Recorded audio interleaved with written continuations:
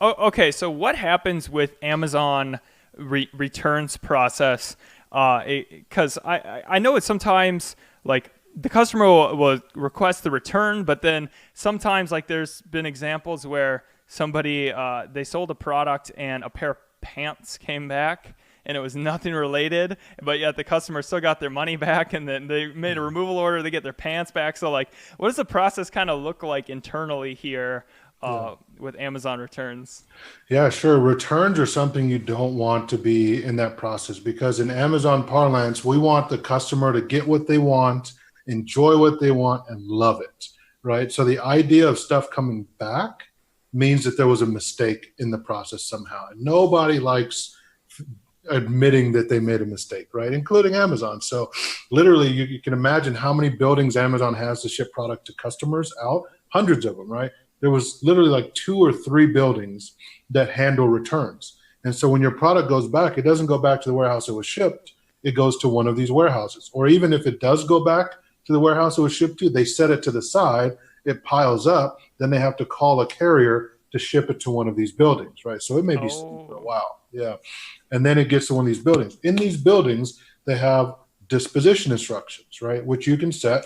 You can set it to either be graded and put back as the various grades, whether it's sellable as used, sellable as not good, as sellable as new, all those different instructions, right? Or secondly, instead of grading, you can have it liquidated, right? They can liquidate the product, give it to a carrier like Genco, Genco, where they just stack up a whole bunch of just returns, put it onto a pallet, shrink wrap it, load up a pallet of 40 pallets, and when it's loaded, Genco will take the truck sight unseen and buy it. Or you can have them destroy, right? Which means that they'll take it out to the dumpster or incinerate it, and they'll just compact it, and it's destroyed now.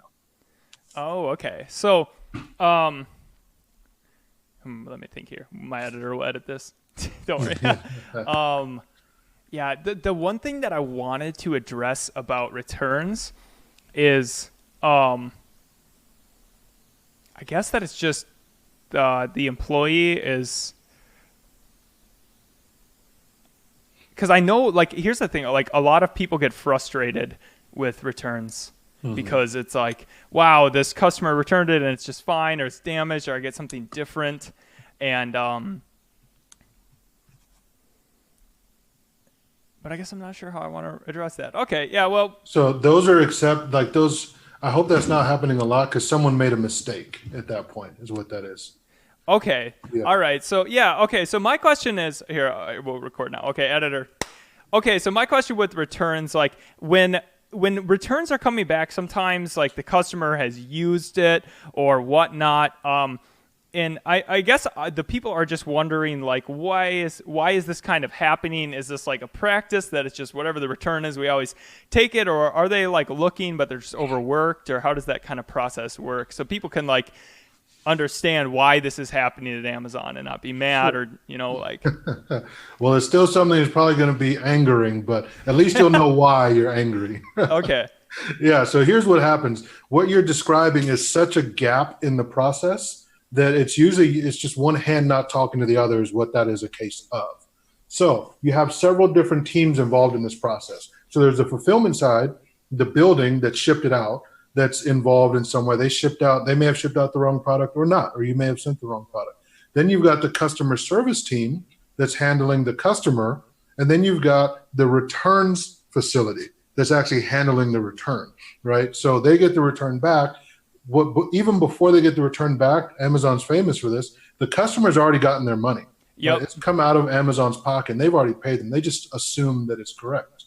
So it's almost that idea of inertia. The money's already out. We don't want to go back and pull it back from the customer. So they now have taken it, given it to the customer, and taken it from you.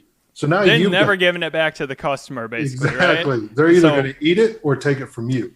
okay, so now it's us up to us to fight for Exactly. if something is done wrong to us. Exactly. And so now if it goes in there and it's the wrong thing, they can flag it, they can check it, but who's going to know, right? Like it was received and it's the wrong item. No one at Amazon at that point is going back to double check and triple check that you get your money back. So even if they do recognize, whoops, we made a mistake, it may not flag in the system that, hey, you guys need to give them their money back. Which Okay, so there's not really a good system in place, so we have to check our returns to exactly. then make that right. And I was even, yes, and that's one of the areas where if you've been selling for any length of time, you probably can go in and make a bunch of money just by going in and double checking your returns, right? Oh Going yeah. in and claiming and saying, hey, you guys didn't pay me for the returns that were shipped in. Because sometimes what happens is a customer will say, I'm going to return it. They get their money back and they never return it. So if it was never received at the warehouse, you can file, the customer gets paid, Amazon pulls from you, the item never gets to the warehouse. So they pulled your money.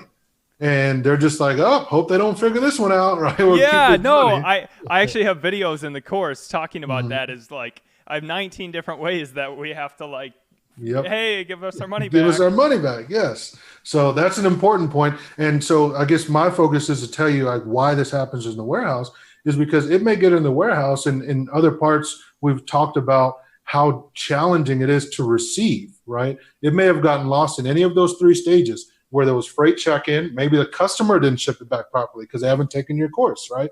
Not Yep. everyone's taken the course and know how to ship stuff in. So it may have gotten lost in the freight check-in process, which is limbo because it's still with the carrier. It's not in Amazon's inventory, whichever way it is. Or it may have gotten lost in the receive process, or the count may be off. Someone may have made a mistake.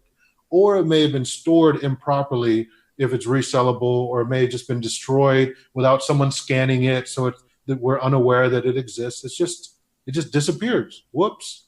That's why it would normally happen.